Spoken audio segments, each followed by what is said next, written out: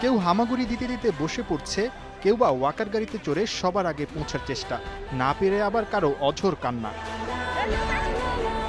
1 থেকে 5 বছরের এমন অবুঝ শিশুদের পারফরমেন্সেই আলোকিত হয়ে ওঠে প্রথম বেবি অলিম্পিয়াডের মঞ্চ। Crawling, walker race, running, tricycling, cricket আর ফুটবলের মতো মজার মজার সব ইভেন্টে অংশ নেয় 300-র অধিক শিশু।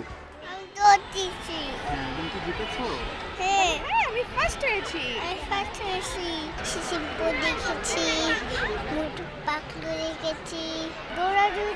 ছোটদেরকে খেলতে দিয়েছে, আমাকে না। তাহলে ফুটবলটা খেলতে দিয়েছিল, ওটা পারিনি, তাহলে ওটা হেরে গেছিলাম, আরেকটা গিফট পেয়েছিলাম।